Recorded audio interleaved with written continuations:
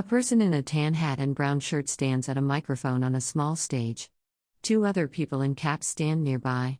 Behind them is a large tent with institutional text visible on its side. Audience members sit in the foreground. Everyone, Discovery 2. Core Discovery 2 is a national traveling exhibit.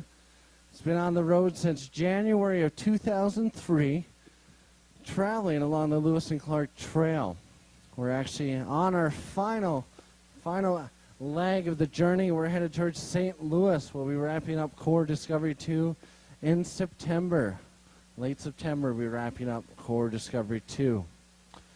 What we do here in the 10 Minute Voices is we invite in a wide variety of presenters to share different aspects of the Lewis and Clark expedition, but also to talk about the culture and history of all the different American Indian nations along the Lewis and Clark Trail. And we have with us this afternoon, we have a collection of Crow storytellers to share some of that Crow history and culture with us. And we're going to start first with Patrick and Sharon Stansoverbowl. And Sharon is going to start with the first story.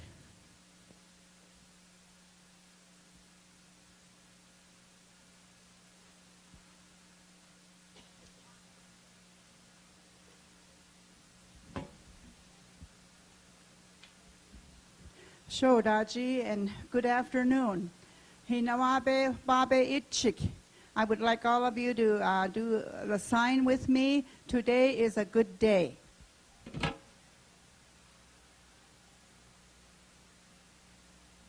Today is a good day. And so I would just like to share a little bit about being a Crow Indian. I was raised as a grassroots Crow. I'm proud of my heritage. That's what the Great Spirit, the good Lord, chose me to be, was a Crow woman. And so I've learned many wonderful things over my lifetime from my mother, my grandmother, and her mother. And so I feel I'm very rich in my heritage. And so as we look at our Crow people, we are a people that's a matrilineal people. The woman has a lot of say in the family life. I'm sure it was way back in our warrior days as it is today. We have the responsibility many times that are a little bit overwhelming at times. During the days of the buffalo, when our men were out in the warring and going to get buffalo and stealing horses and all the things that it took to be a warrior. We, the women, were at home. We were the ones who were the teepee. We were the ones who kept the teepee. When the people moved, and we were a nomadic society at the time, it was the women that... A person wearing a white hat and sunglasses stands at a podium holding a microphone, speaking. Another person wearing a purple shirt and a baseball cap sits beside them. Display panels with maps and circular images are visible on the right side of the stage. Put up the lodges. It was the women that reared the children. It was the women that disciplined them. It was the women that cooked the food. It was the women that got everything ready before their men went out to battle. One of the things that they always made was pemmican. I don't know how many of you have heard of pemmican, but it was so rich in nutrients and vitamins, it would sustain our warriors for many days. And so the women played a very key role in the household of the native Crow people. And so even today that carries on. I believe among the Crow, the women are also very important. They make a lot of the decisions. Sometimes I guess we might be a little bit too forward. But nevertheless, I guess as we look back at the time when our great-great-great-grandmothers lived, they too had to be strong, and they had to go and do all that they could. Well, today I'm going to tell you a story about a story my mother told me. I was on board for at Montana State University, of which I'm an alumni in Bozeman. But one day we were motoring up to Bozeman, and as we went by the crazy mountains, my mother told me this story. And it has stayed with me all these years. And she said there was a time when the Crows camped here, and it's before you get to Livingston. There's a kind of a area that is circular, and the Crows often went and camped right there by the Yellowstone River, which we Crows know as Elk River. Ijirigash Asha. Can we say it? Ijirigash Asha. That is the Crow word for the Yellowstone River. Well, we were all camped by the banks of the Ijirigash Asha. And while we were there, there were many lodges that were pitched. The teepee fires were going. There was joy in the camp. People were very busy doing what they needed to do to get the camp to a place where it was comfortable as they could get, and which was gathering wood and being sure that they had enough food. Maybe there might have been some meat out there drying. And so as we were camped there, it was a time, I believe it must have been during the warm season, because the men were going out, and this one man in particular decided, well, this was his time to go on a vision quest. And we must visualize this being the time when there were no people but native people in the area. That was all there were.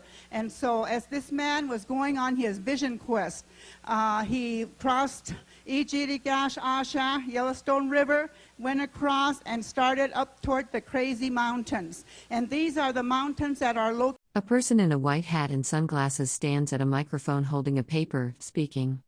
Another person in a purple shirt and baseball cap sits beside them. Behind them is a display board with circular medallions and text. Located near Big Timber. How many of you know where the Crazy Mountains are? Okay, near Big Timber. And he started out, and of course taking no water, no provisions with him, but being dressed, you know, very minimally. And then he went for days. I don't know how many days, but finally he came to a point in his vision quest where he fell. I believe he fell under a crevice of a rock, and then he was just there. And in the trance that he was in while he was there, then someone came and spoke to him. And this person that came and spoke to him said, "This land that you treasure, this land upon which you and your forefathers have lived for many, many years, I guess as we would say it, for eons of time, this land that you so dearly love, there's going to be a great change coming." And so then the voice that spoke to this man said, I'm going to give you an illustration. When you're out on out hunting for buffalo on a hot summer day, it's probably a day like today, and you've killed the buffalo, and maybe there's a piece of meat that you've forgotten or decided, well, I don't really need this piece, or maybe you were so busy that it's still there. Well, this meat is there under the hot, searing sun. And pretty soon the flies are everywhere, and they start to get up on this piece of meat. And the flies are there, and then what happens? Afterwards, you know, there's the maggots, and then the maggots turn to worms. Well, pretty soon this whole piece of meat that's laying out there under the hot prairie sun, pretty soon this whole meat is going to turn into a bunch of worms. It's going to be crawling with worms. And that is exactly what's going to happen to your land. There's a people that you have never seen before, and they are coming. And they're going to come, but there's going to be a very few at the very beginning. But they're going to come a little more and a little more. And pretty soon you see this meat that's all covered with worms. That's what's going to happen to your land. And so I'm telling you in advance, when these people come, they are going to be so numerous that you will not be able to withstand them. They will come, and they will have yellow hair, some of them lighter hair. They're going to be lighter skinned than you. They're going to have eyes that are blue. They're going to be people, but they're of a different tribe, and they are coming. And so my advice to you is, when you get back to the encampment, I want you to tell them, when they come, you need to be friends. You need to be a friendly people. A person wearing a white bucket hat and sunglasses stands at a microphone on a stage with a black backdrop. They wear a white short-sleeved shirt and hold a microphone. A display board with circular emblems is visible to the right. Because it's coming to a time that you're going to be overrun. And so the best thing that I would advise you to do is extend your hand of friendship. And so the man on the vision quest returned to his people. And that evening they built the fire, and all the elders came around to listen to what the man had learned as he went up to the crazy mountains. And when he got everybody together, they all sat down. And he said, this is what I heard from the voice that spoke to me, that there's a group of people coming, and they're going to be bringing an animal that is not the buffalo. The buffalo are no longer going to be as numerous as they have been. And in time, the buffalo will not be here. And that's going to be a very sad day, because we have our life and our sustenance from the buffalo. We follow them. And wherever the buffalo go, that's where we go. Because back then we were a nomadic people. And those days are going to be gone. But in its place, there's going to be a new animal that we have never seen before. Some of these animals they're smaller than the buffalo. Some of them will be white-faced. Some will be brown with spots. Some will be black, but they're coming. And so we need to get along with these people. And so over the years, as time went on, and of course, different ones came, also Lewis and Clark, as what we're celebrating at this point in time. Well, then the people, the Europeans, started to come, and they became more and more. And as the man was told in the vision, our land started to dwindle, and it became smaller and smaller. And so here we are today. I believe we started out with all the area, Yellowstone Park, the whole area. But finally now today, the Crow people live on an acreage that is 2.5 million acres compared to what it was many, many, many years ago. But I believe that as these men went out and they looked for advice by fasting and going and seeking, I believe as he came back and told his people that our people listened, and they listened with concentration. They didn't just slough it off, but they took that advice. And I believe today that's why we as a Crow nation have never had a battle with the U.S. Army. In fact, there's many times, even during the time of the Little Bighorn battle, we had some of our Crow men, the Crow warriors that were scouts out there. And so I believe the Crows had a listening ear. A person in a white hat and sunglasses holds a microphone while speaking at a podium. Another person in a purple shirt and baseball cap sits beside them. Behind them is a display panel showing historical maps and coins. They're a friendly people, and today I believe, just like Chief Plenty-Coup said, the last chief of the Crows, that it is so important that you and I and all the people that are here, that we live together in harmony, and that we are going to have a life together, and we're going to do the best we can to continue this friendship throughout the time that the Lord gives us on this place called Earth. Thank you.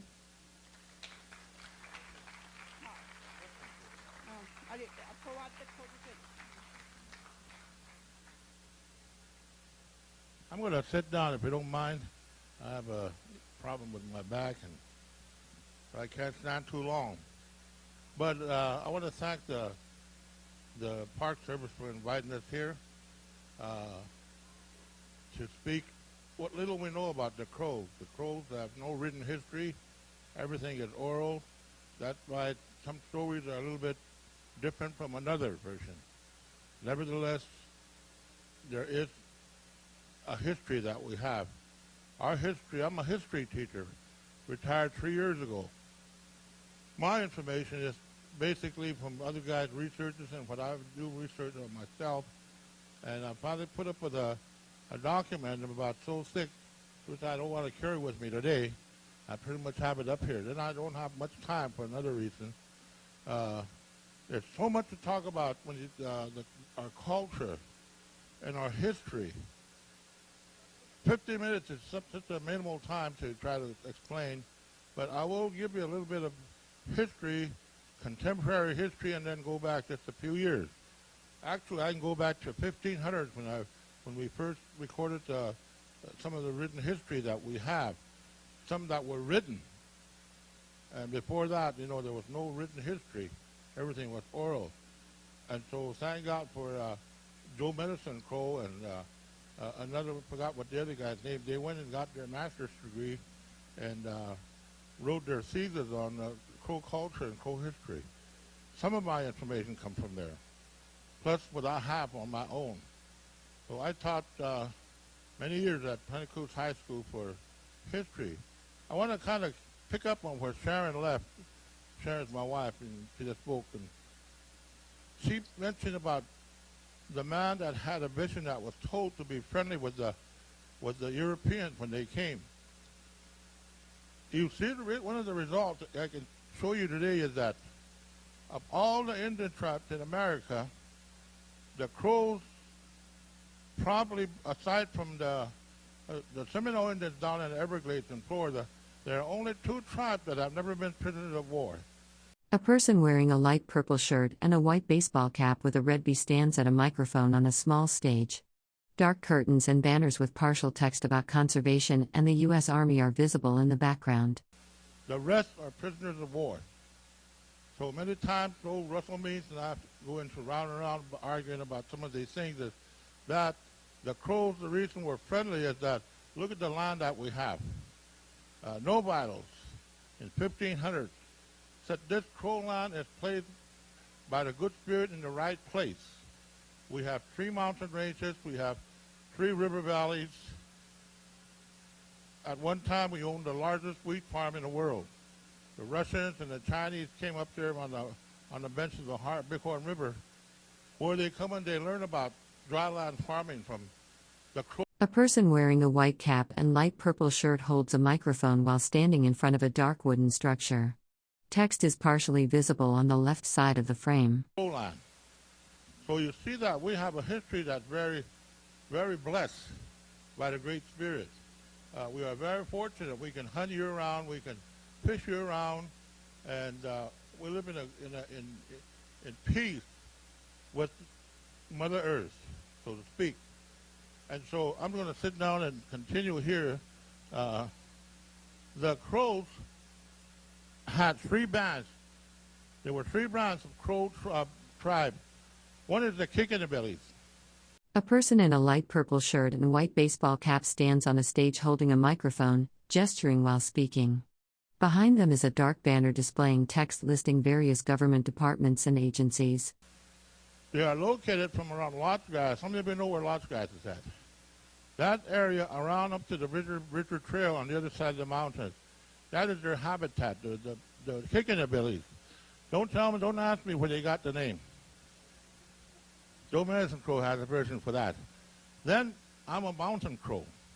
From the Bighorn River this way, up through the Bozeman Trail around Pryor, that to the Missouri, up to Bozeman, that was where the mountain crow habitat is. Then we have the river crows around Crow Agency and Black Lodge and all the way up to the Milk River up north toward Belknap. That was the river crow habitat. So we have 3 bands. My chief was the last chief of the Crows. His name is Chief Plentycool. And he was designated the chief of all chiefs at one point, representing all the Indians in America. And so we have a history that is, well, I guess, blessed, I would say. And as we come along, our reservation, being friendly with the westward movement, the wagon trains and so forth. When gold was discovered in 1849 and the Pikes Peak discovery in Colorado, the Black Hills and the different areas, the gold was discovered, there was an influx of miners came, and there was a push of the Plains Indians from our hunting area. And because of that, we had to go back and look at our treaties. Our first treaty was in 1825 called the Friendship Treaty. it was with the U.S. government. It's no stipulation of a land area, whatever was designated. All it did was it said that we would protect these wagon trains when they come through on their way to the West Coast, that the Crows would ride alongside them and protect them from the Blackfeet and the different tribes around the area. The next treaty was 1851. It was comprised of 39 million acres of land. The southern boundary went all the way down to Lander, Wyoming. The northern boundary was all the way up to almost by Poplar, Montana. The eastern boundary was up to the Powder River and Black Hills. And the western is all the way up to the national park. So we have 39 plus million acres in that treaty of 1851. Okay? 17 years later, in 1868, the government says, hey, Congress never ratified that treaty. We're going to go back to the negotiating tables and talk with you, Plains Indians. And the reason for that was there was a great push from the Sioux Indians from the Black Hills. When Black Hills was... A person wearing a lavender shirt and white baseball cap with a Red Bee logo stands at a microphone with their arm raised, speaking against a dark backdrop with partial text visible reading service. Engineers and Army discovered they were pushed by the white miners, and their hunting grounds were deprived, they were depleted.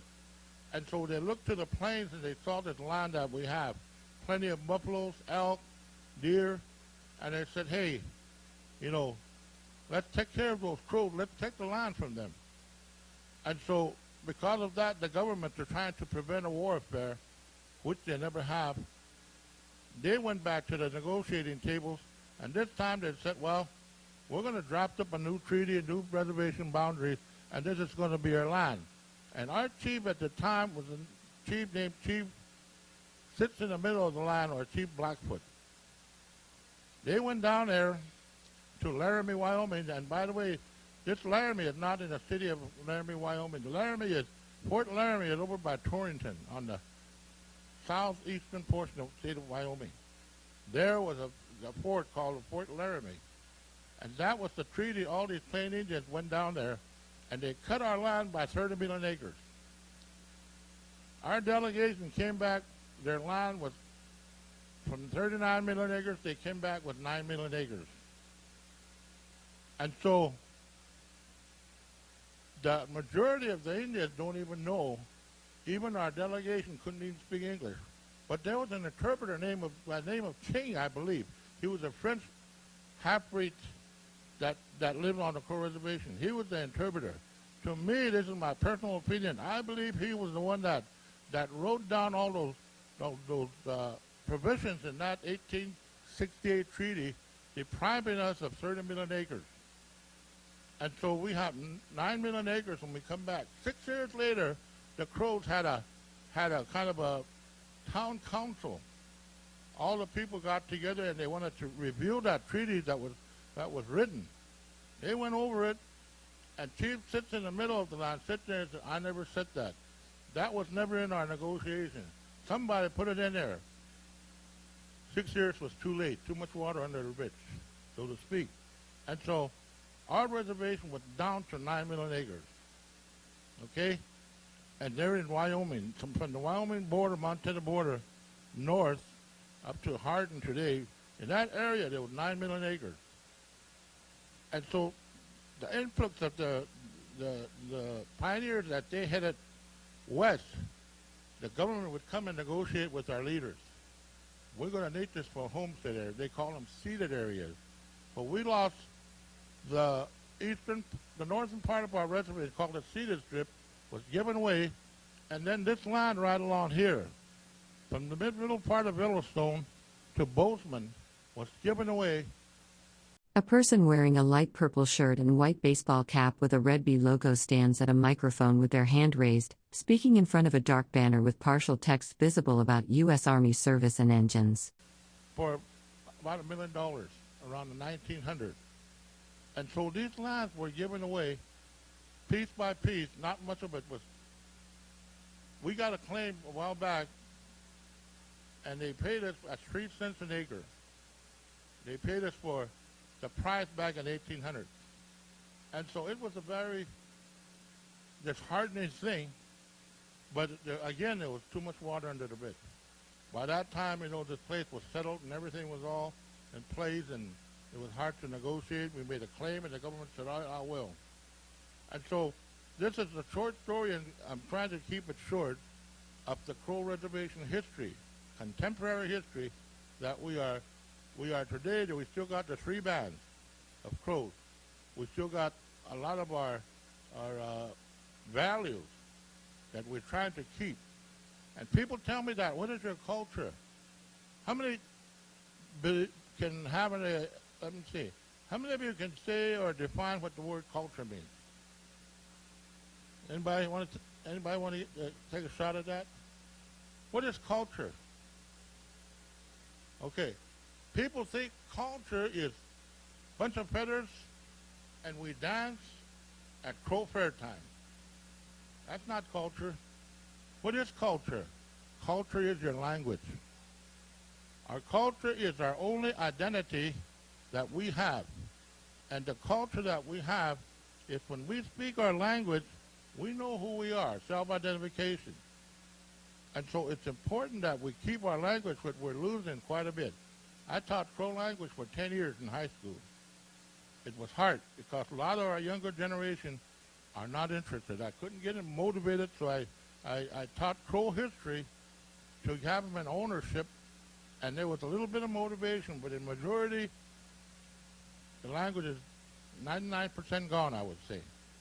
My family, my kids, my grandchildren, they speak Crow. And it's important, I believe, to say that who we are is how we speak, our language. You take 10 different Plains Indian tribal members together. You take a Cheyenne, you take a Sioux, you take a Blackfeet, put them all 10 in a row, dressed in the old-time regalia, and then a white man, any one of you would say, hey, tell me which is a Crow. You can't even tell the difference. Once you see an Indian, you see them all. The only way you can tell the difference is their language. We all speak a different dialect. Okay? With that, any questions? I'll leave it open for my brother Grant over there. Any questions? A person wearing a light purple shirt and white baseball cap with a red B stands holding a microphone. Behind them is a dark banner with gold text mentioning the U.S. Army Corps of Engineers and Department of the Interior. All right. Thank you. Thank you.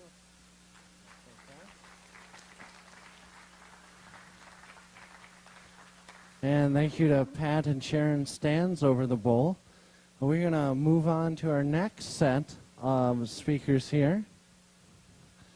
And we're going to have with us, we're going to have Grant Bulltail and Linda Dorr Bulltail to continue with some more Crow storytelling. So let's give Linda a warm welcome, the Tenemini Voices.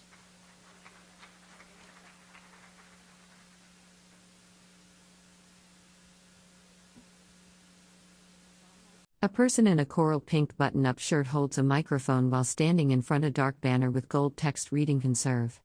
U.S. Army Sea Department and Management.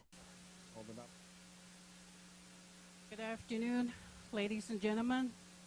My name is Linda Bulltail, and I'm reading this story for my husband, Grant Bulltail. The story is called The Creation Story of the Crows.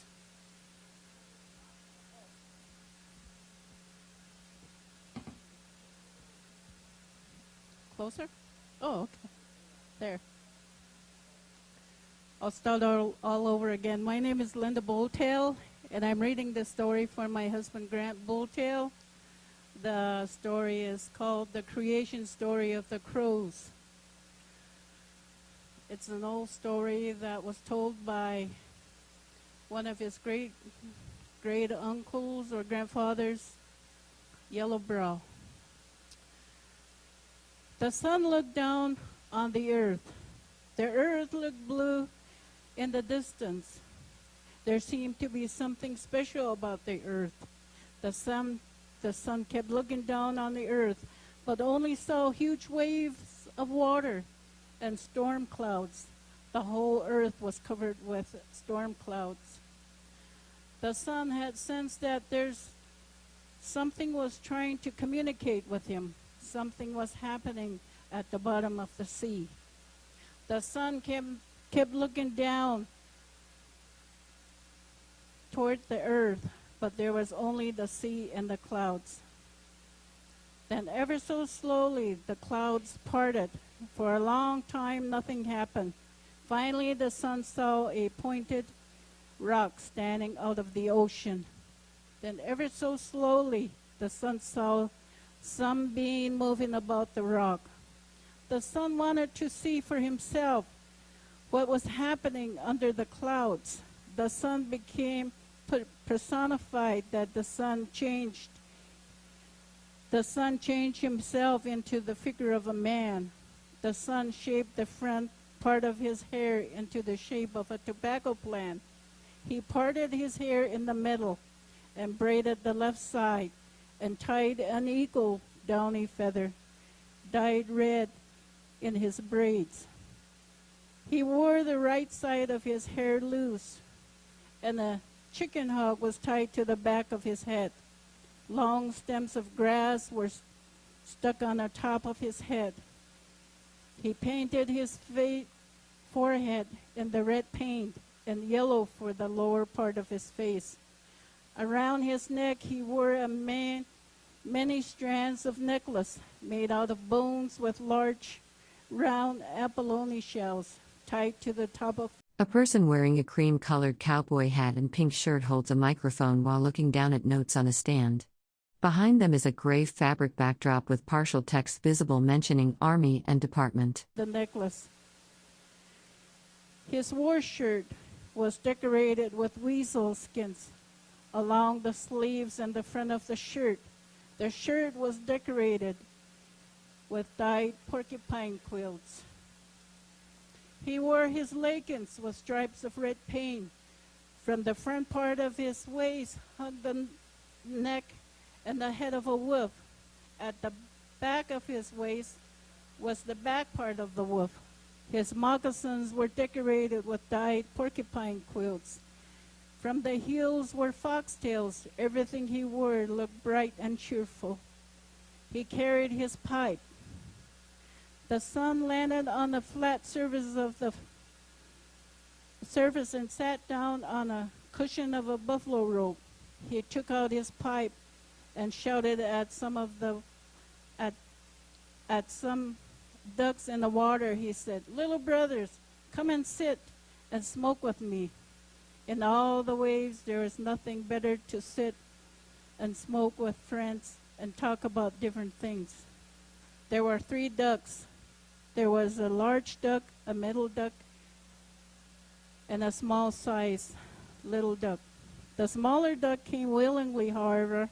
The large duck was reluctant. The large duck said, "How is it that you came down before when we needed you? We were calling you and you never came." The sun said, "In all the universe, one of the good things that we do is that whenever an elder brother is in trouble, we drop everything and came to his aid." The sun and the duck sat down and smoked. "Tell me," said the sun to the ducks, "in all your wanderings, have you ever suspected anything other beings on this earth?" The smallest duck answered the sun, "Yes, there are some beings under the ocean that wants to live." "Good. That's what I wanted to know," said the sun. "With your help, I can create life on this water," stated the sun. "If one of you go to the bottom of the ocean, bring me back some mud, I can create land and living things," he said. The oldest duck puffed up his chest and said, "I will go." "That would be fine. It is always to have ceremony in everything that we do," said the sun. The sun made the duck stand in front of him and sang a song over him and blessed him. The sun then told the duck to hold his breath, close his eyes real tight on his. A person wearing a cream-colored cowboy hat and pink shirt stands at a podium with a microphone, looking downward. Gray fabric drapes form the background. Text partially visible on the left reads Army and Department. Way down to the bottom, the son told the duck to bring back as much mud as he could. He also told him that the duck would be able to tell mud by the soft quality. The duck dove down until only the bottom of his webbed feet could be seen. Then the duck disappeared into the murky depth, never to be seen again. The son waited and waited. Finally, he said, "We must try again." Then the middle-sized duck went down in the water in the same way. The son waited until the duck floated to the top with a seaweed in his mouth. What I suspected was true. There are some beings in the bottom of the ocean. In all the universe, one of the good things that is we should not attempt anything over 4 times. When we fail on the third attempt, it is good to stop, said the son, looking worried. The son began his ceremony again. The little duck walked around and drew in huge gulps of air. The duck went down into the water and disappeared. The duck went down until he felt something soft. The duck knew that he had found mud. He took as much as he could in his webbed foot and his beak. The duck went up until he ran out of air and became unconscious. But the duck floated to the top. The son quickly grabbed him and pulled him out of the water and revived him. The duck coughed up water and became disappointed with himself. "Elder brother, I found mud, but I lost it on the way to the surface," stated the little duck. "Come here, let me see," said the son.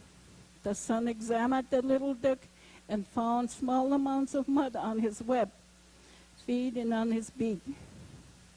"We have enough mud. I can create land and living things," said the son. The son rolled up the mud into a ball. The son sang his creation song. Then he blew on the mud.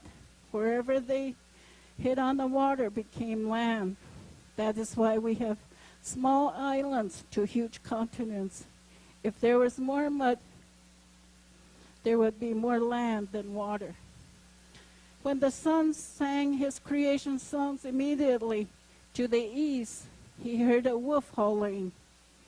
The wolf wanted to live so much it took a little creation power to make him come down to life. Then again, A person wearing glasses, a pink shirt, and a tan cowboy hat holds a microphone while standing at a podium. Behind them is a dark backdrop with partial text visible.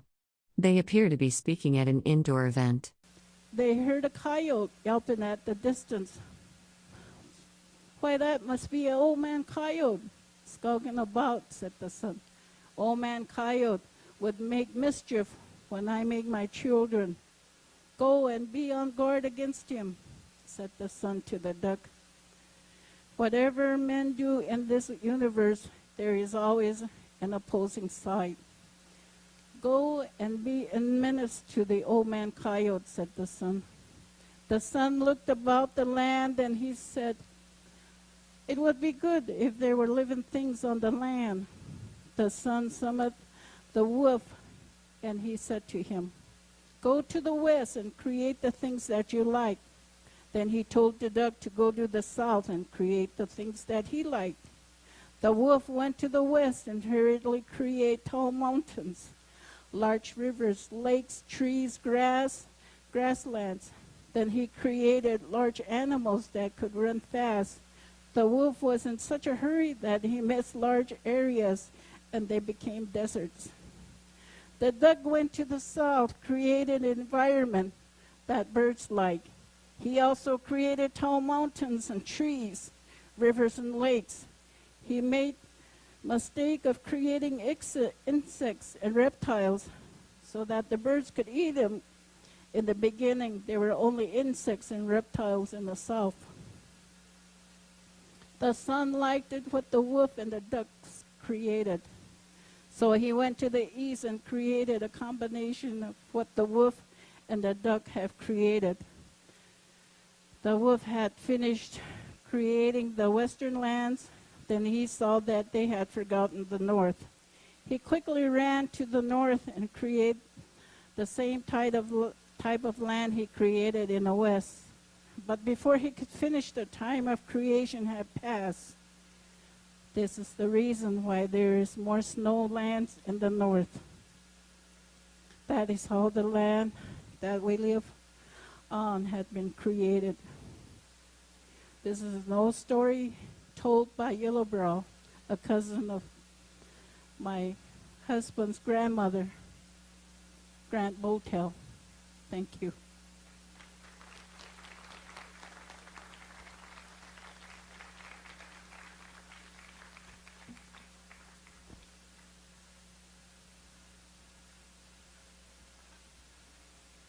Linda. Thank you, Linda, for sharing that creation story of the Crow people and the Crow Nation here in the 10 Many Voices. Thank you. And let's thank all our storytellers. Let's thank all of our storytellers, Pat, Sharon, Linda, for sharing these different aspects of Crow culture and history with us here in the 10 Many Voices. Remember, folks, that we do have programs each hour